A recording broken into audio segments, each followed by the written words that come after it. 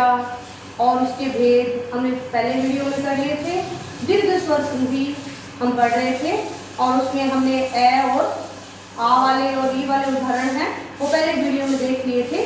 दूसरे वाले वीडियो में आज हम ओ और ऊ से दीर्घ ऊ बनता है वो देखेंगे, उसी पर चर्चा करेंगे।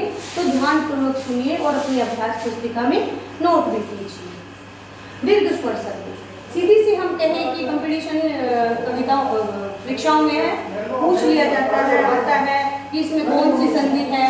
तो हमने जैसे देखा यहाँ ऊ की मात्रा दीर्घ हो रही है, तो मैंने यहाँ पहचान में बताया है कि अगर हम दीर्घ स्वर संधि की हमें पहचान करनी है तो हम देखेंगे कि दो शब्दों के बीच में आ की मात्रा आ रही है, बड़ी ई की मात्रा आ रही है और बड़े ऊ की मात्रा आ रही है, तो वहाँ पर दीर्घ स्वर संधि होंगी।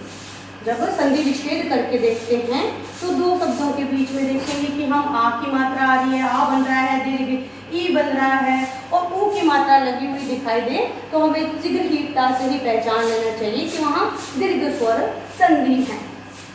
ऊ और ऊ वाले उदाहरण हमारे पिछले वीडियो में रह गए थे।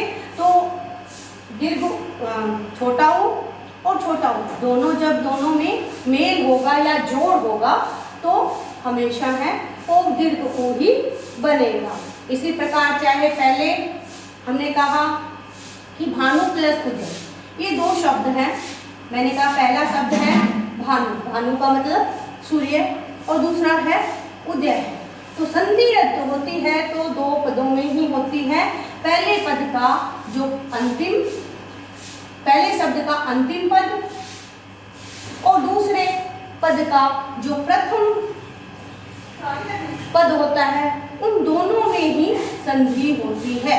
तो पहला हो गया ऊ और दूसरा भी हो गया ऊ और ये दोनों क्या हो जाएंगे दीर्घ स्वर संधि में। जब समान स्वर मिलते हैं तो वो दीर्घ में बदल जाते हैं।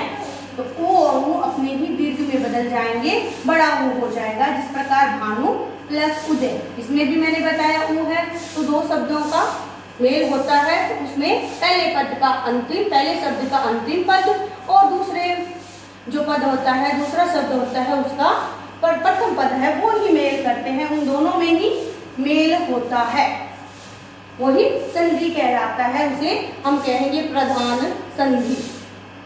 इसी प्रकार लघु प्लस लघुतम है, इसका हम संधि विच्छेद करते हैं तो पहला लघु, लघु यानी छोटा और उत्तम शब्द बनता है।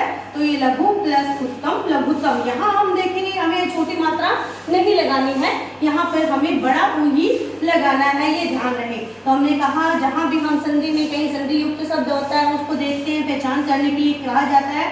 तो हम देखेंगे ये देखो ऊ की मात्रा बड़ी आई हुई है तो यहाँ पर हमारे दीर्घ स्वर संधि होगी। इसी प्रकार गुरु प्लस उपदेश, पिछले वीडियो में मैंने बताया था कि ऊ और ई की मात्रा स्त्रीवाचक शब्दों में बड़ी आती है और पुल्लिंगवाचक शब्दों में छोटी आती है। इसी प्रकार देखो गुरु शब्द है आपका, गुरु यानी आपके शिक्षक, आपके स्वामी, जो भी आप कह सकते हो, गुरु शिक्षा देने वाला गुरु होता है किसी भी प्रकार की शिक्षा।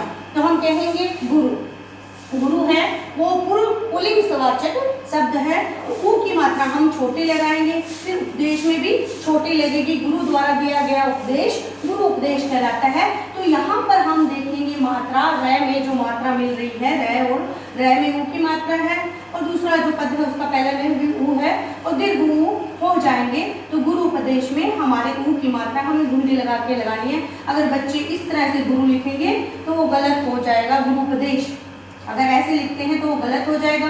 अगर गुरु भी बच्चे इस तरह से लिखते हैं तो वो गलत है, क्योंकि गुरु में ऊ की मात्रा हमारे छोटी आती है तो हम छोटी लगाएंगे। अगर गुंडी वाली मात्रा लगाते हैं ऐसे तो ये बड़ा ऊ हो जाता है। मृत्यु प्लस उपरांत, मृत्यु में जो अंतिम पद है उसमें ऊ की मात्रा है और उपरांत में जो पहला पद है वो ऊ है और दोनों मिलके बड़ा ऊ हो जाएंगे और शब्द बना मृत्यु प्राण।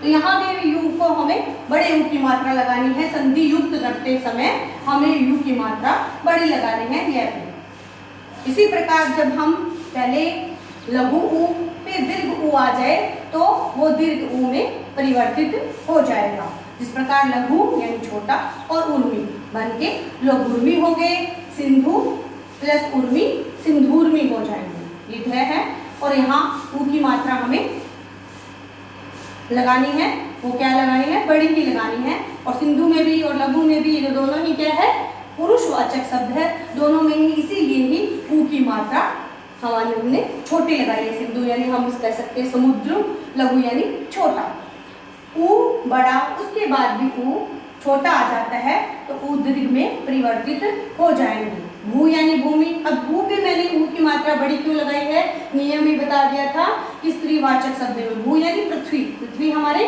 स्त्रीवाचक शब्द है तो हमने भू पे बड़े ऊ की मात्रा लगाई है। इसी तरह से हमें संधि विच्छेद करते समय मात्राओं का भी ध्यान रखना पड़ेगा, तभी हमारी संधि सही होगी। भू प्लस ऊपरी तो भूपरी बन जाएगा। यहाँ भू पे बड़ी ऊ की मात्रा आएगी क्योंकि भू के बाद भू पहला पद है, संधि से पहले वाला यानी प्लस से पहले वाला शब्द और प्लस के बाद वाले शब्द में हमारे संधि होती है। तो यहाँ ये दो शब्द हैं और उसमें बड़ा ऊ है और यहाँ पर छोटा ऊ है, दोनों का योग होगा तो ऊ बड़ा हो जाएगा और भू में ऊ की मात्रा बड़े लगेगी। इसी प्रकार वधु प्लस उत्सव, वधु है हम कह सकते हैं पत्नी के लिए आ सकता है, दुल्हन के लिए वधु शब्द यूज करते हैं तो ये स्त्रीवाचक शब्द है तो वधु स्त्री हो गया, स्त्रीवाचक शब्द है तभी ऊ की मात्रा बड़ी लगेगी। अगर बच्चे गलती कर जाते हैं इसमें ऊ की मात्रा छोटी लगा देते हैं लेकिन वो शब्द हमारे गलत होगा, ऊ की मात्रा हमें बड़ी ही लगानी पड़ेगी। वधु प्लस उत्सव वधुस्तव, यहाँ भी ऊ की मात्रा बड़ी हो जाएगी। पहचान बताई है कि जहाँ भी ऊ की मात्रा, ई की मात्रा, ई वाले शब्द भी पहले बताए थे आपको, फिर भी आप देख लीजिए मही प्लस अगर इंद्र आ जाए तो आपको क्या करना है, यहाँ ई बड़ी है और यहाँ ई छोटी है, इन दोनों में मेल होता है तो ई दीर्घ हो जाती है और हमारा शब्द बन जाता है महेंद्र। ये इसकी पहचान है। हमने दो शब्दों को देखा, जोड़े रखे हैं। महेंद्र का अगर संधि विच्छेद करते हैं पहले मही आता है फिर इंद्र आता है, तो क्योंकि एक ही इधर रह गया और एक इधर रह गया तो ई मही और इधर इंद्र कर सकते हैं हम। और ये फिर ये देखो बीच में शब्द क्या आ रहा है, दीर्घ आ रहा है, यही मैंने पहचान पाया है। कहाँ भी दो शब्दों को जोड़ते हैं बीच में भी दीर्घ ई आता है, आ की मात्रा आती है, ऊ बड़ा आता है तो वहाँ हमेशा दीर्घ स्वर संधि होती है।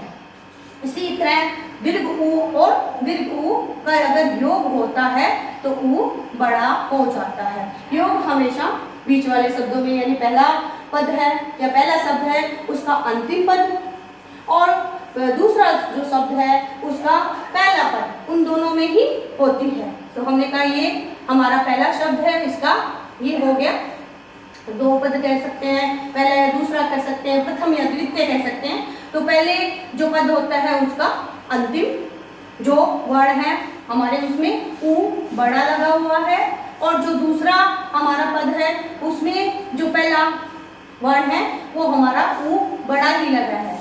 जब दीर्घ ऊ और दीर्घ ऊ में योग होता है तो ऊ तो बड़े ऊ में परिवर्तित हो जाती है। तो पहले चाहे ऊ छोटा आए, ऊ बड़ा आए, चाहे किस तरह से, जब समान ऊ मिलेंगे छोटा या बड़ा तो दीर्घ ऊ में परिवर्तित हो जाएंगे, ऊ बड़ा बन जाएगा। जिस प्रकार भू यानी भूमि और ऊर्जा, भूमि से निकलने वाली ऊर्जा कहलाती है भूर्जा।